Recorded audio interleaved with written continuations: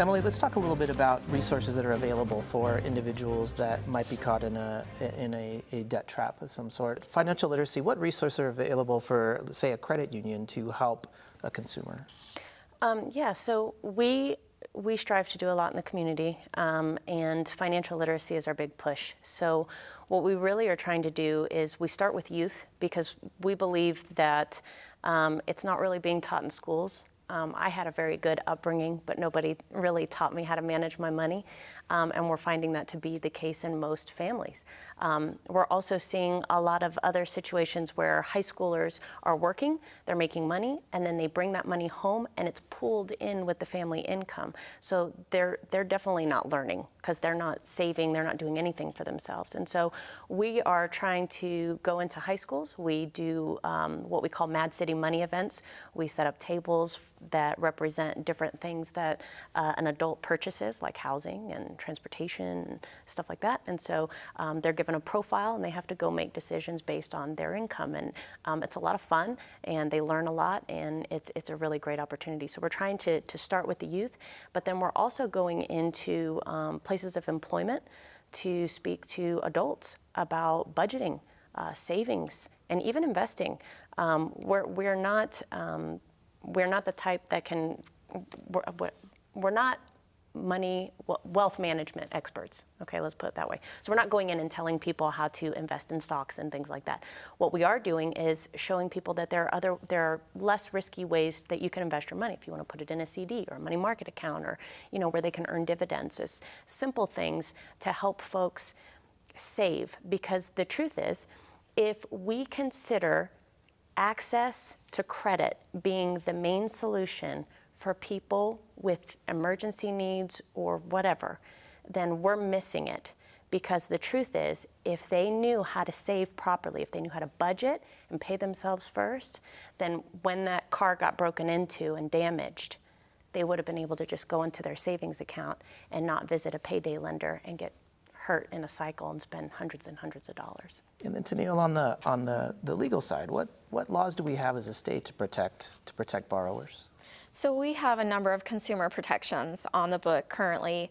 One of the big ones is when a borrower goes into default. A couple things are supposed to happen immediately following default, and default's determined by the law in our state. And what it says is, as soon as you miss a payment or the whole loan is due and you don't pay it, you're in default. So that triggers a default interest rate, which is supposed to be prime plus 10%, which right now is right around 15%.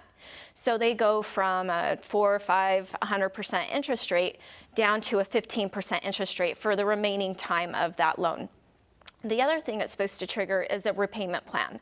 The lender at that point in time is supposed to send them a repayment plan letter saying, hey, you have the right to enter into a repayment plan. You need to let us know if you want to do that. Here are the terms that repayment plan would require. They can require 20% down, and then they're supposed to give them an additional 90 days to pay. What is actually happening in the state of Nevada is that they are sending them a letter saying, you're past due. But our contract allows us to decide when you're in default, and we have decided you are not in default. We'll put you in what we're going to call a grace period. So that way we can continue to charge you the full contract interest for the entire life of the loan. Then when the life of the loan expires and legally they cannot charge any more interest, then they say, oh, okay, now you're in default. But they never get the benefit of that default interest rate. And the reason it was set up that way is to allow people to get out of the debt cycle.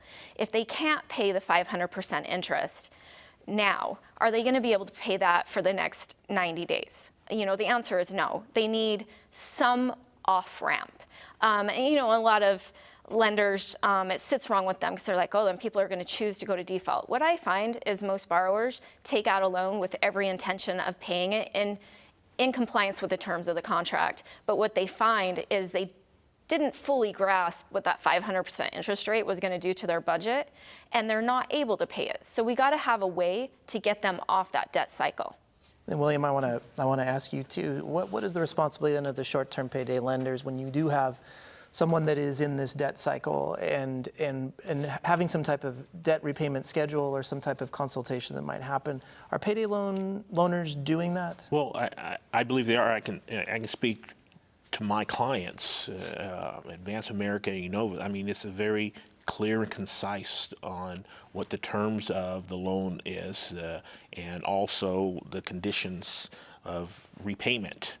And we believe, and our data shows that they understand what those terms are and how to do that. And Tennille points out that there may be some bad actors that aren't following the law and the regulations, but that doesn't mean then you take that away, you know. And again, and I'll push back on that 2 to 4 week is the average of the loan that's out for the $350 loan. It's not 500% because the average isn't keeping it out for a year. It's not renewing that every 2 weeks for a year. It's the average is 2 to 4 months.